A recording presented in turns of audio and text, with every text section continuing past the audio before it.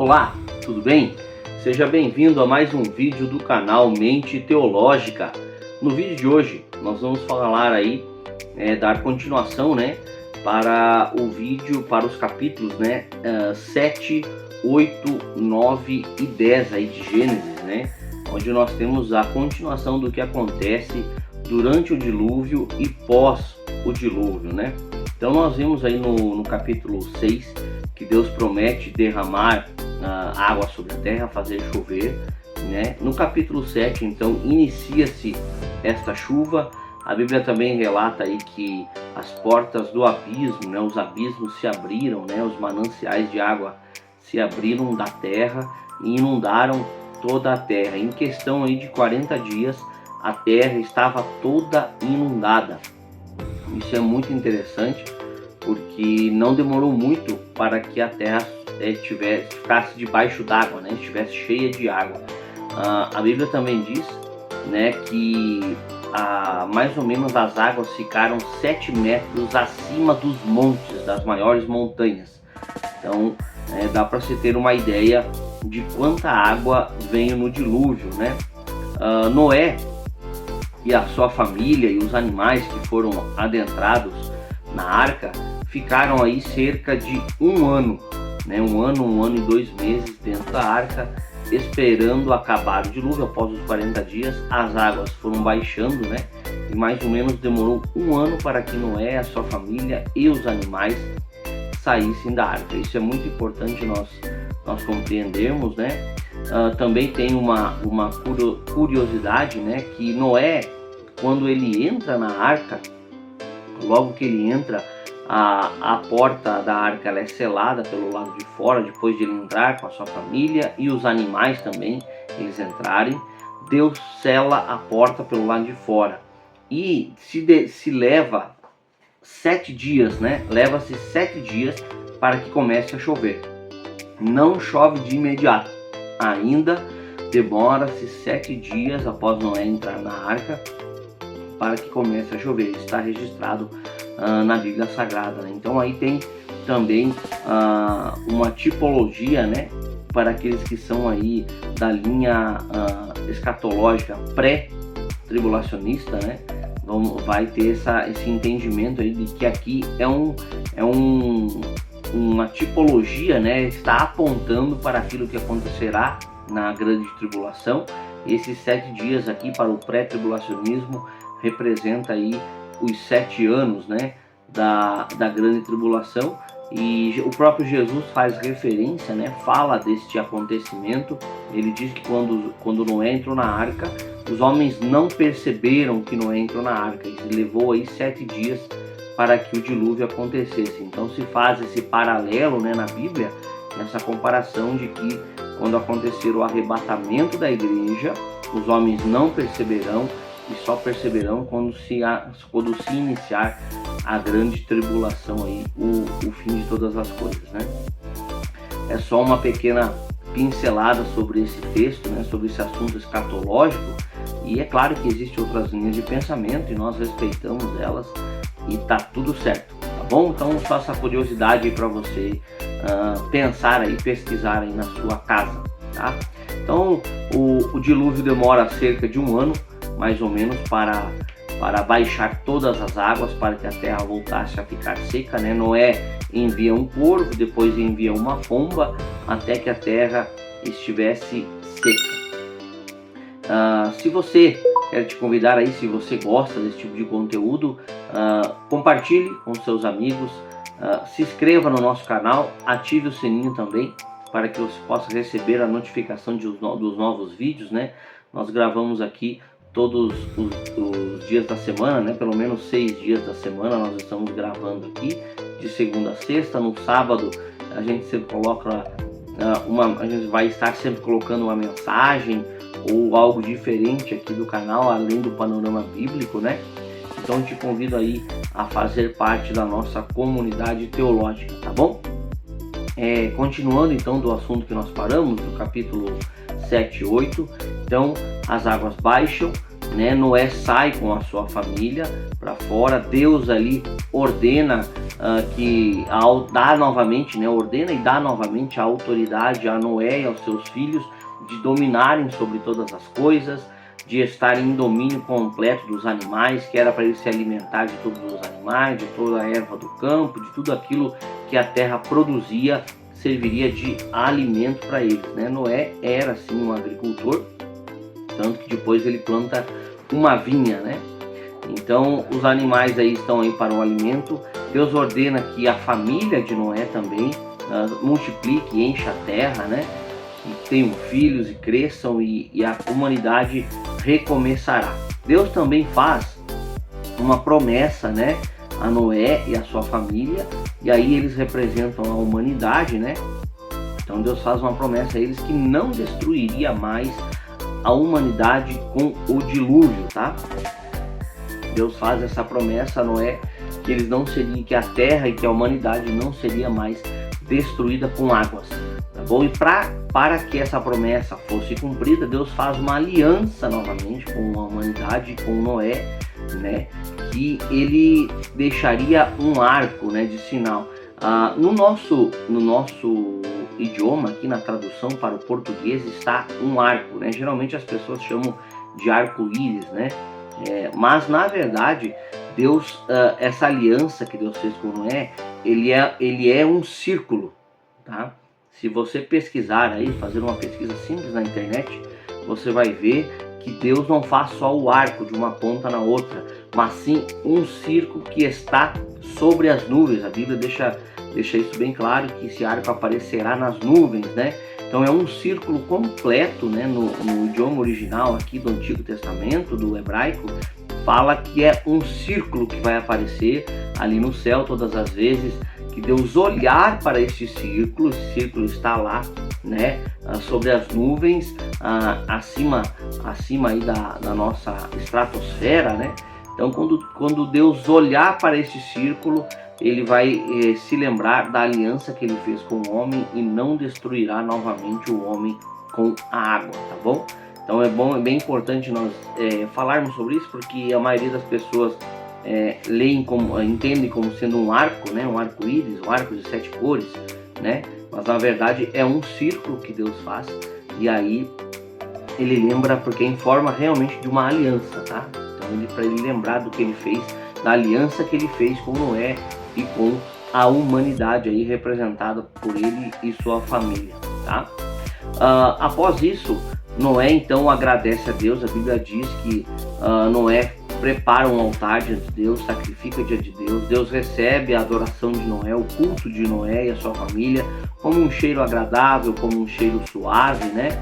E abençoa toda a sua descendência, abençoa os seus filhos, e diz que estará com eles aí nesta nova etapa da humanidade. Então Deus aí restaura novamente a comunhão com o homem através de Noé e sua família, né? Uma missão muito importante. Após Adão, após a descendência de Caim, Noé é da descendência de Sete, né? Então novamente eles voltam a ter comunhão com Deus, voltam a se relacionar com Deus, né? E isso é algo muito importante, tá bom? Para nós termos uma noção da importância da família aí de Noé e seus filhos, né? Nós podemos relatar aí que Noé, então, após fazer esse sacrifício, após Deus fazer a aliança com ele aí, Noé então planta uma vinha e acaba se embriagando dentro de sua casa, dentro de sua tenda, né? Muitos acham que Noé se embriagou num campo, em um lugar aberto, né? Tem aí filmes, novelas que falam que Noé estava numa vinha, num campo, que Noé nunca tinha plantado a uva, nunca tinha tomado vinho, não conhecia o que era. Isso não é verdade, né? Isso é uma especulação feita aí pelos criadores de novela, né? Pelos criadores de entretenimento. E Noé sabia muito bem o que estava fazendo. Ele era agricultor. Então como que ele ia plantar algo que ele não conhecia, né? Como que ele ia fazer uma bebida de algo que ele não conhecia? Como que ele ia transformar a uva em uma bebida alcoólica, né, no vinho, se ele não sabia o que era, né? Isso é uma grande especulação. Mas Noé bebe, fica embriagado dentro da sua casa, não fora dela, o seu filho Cã vê a nudez de seu pai e, ao invés de honrar o seu pai, ao invés de cobrir a vergonha do seu pai, ele sai, conta aos seus irmãos, né? E aí acaba desrespeitando o seu pai. Os seus dois irmãos, né, vão lá, Sem e Jafé, e cobrem a nudez do seu pai. A Bíblia relata que eles entram de costas dentro da tenda, dentro da casa de seu pai, cobrem ele lá, não veem a nudez do seu pai.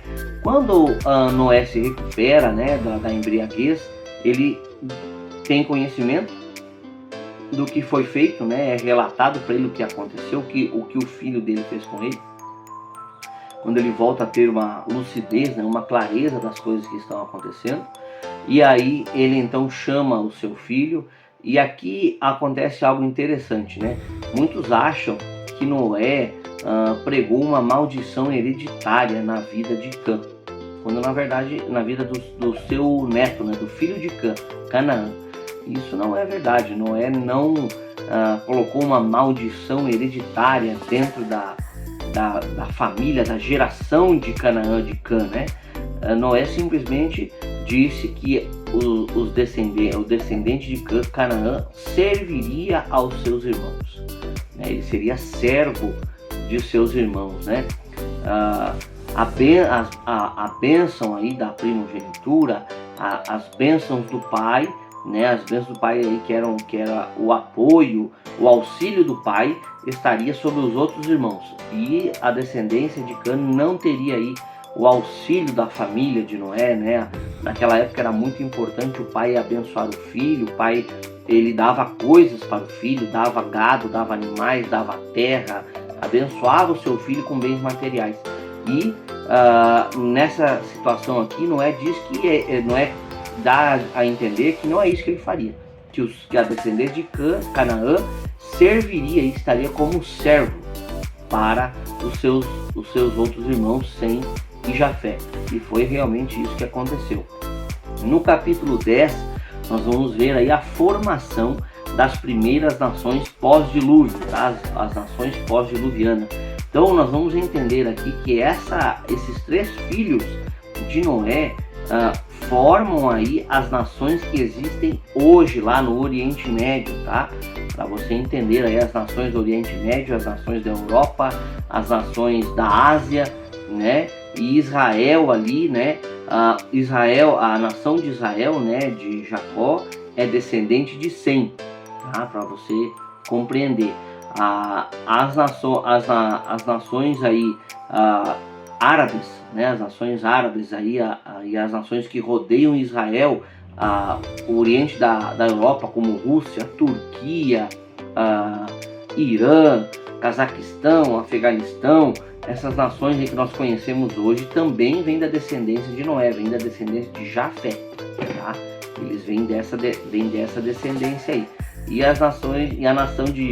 a geração de Cã, né, funda ali então mais para o lado asiático, tá? Então as nações, os países que nós conhecemos hoje se iniciam daqui. Então por isso que o povo judeu, né, Israel, também é chamado povo sionita, porque vem de Sem, da descendência de Sem. Então eu vou ler aqui um pouco da descendência desses três homens, os filhos de Noé, porque eles fazem parte da nossa história hoje. O que está acontecendo lá em Israel, lá no Oriente Médio, entre a briga entre Israel, a Palestina, Líbano, envolvendo agora o Irã e possivelmente possa envolver a Rússia, são essas nações que estão descritas aqui, ó. No capítulo 10, a Bíblia nos relata assim: e esses são os filhos de Jafé: Gomer, e Magog, e Madai, e Javã, e Tubal, e Meseque, e Tiras.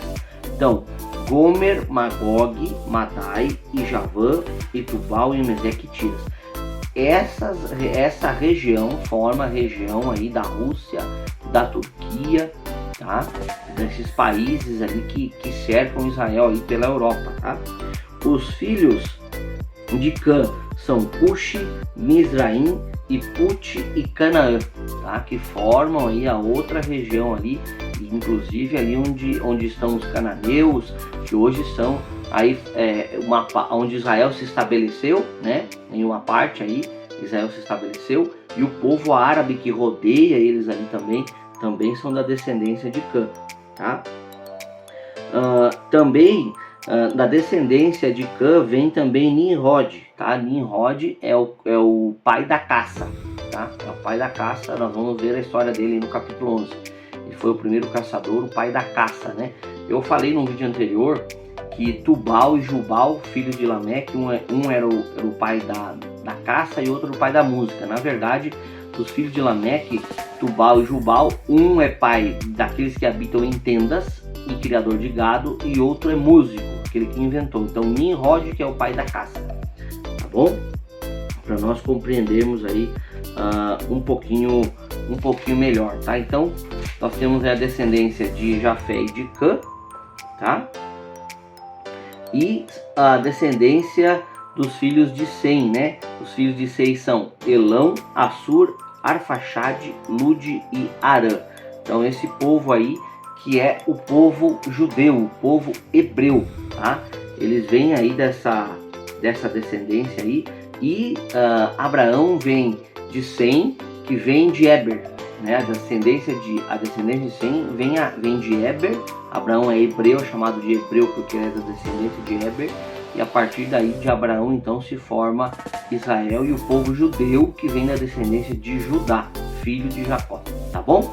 Então esse resumo aqui desses 3 capítulos aqui eu quero deixar para nós, tá?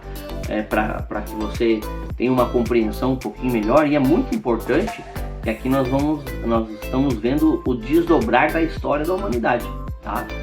O desdobrar aí da história do ser humano, aí das primeiras nações sendo formadas, né?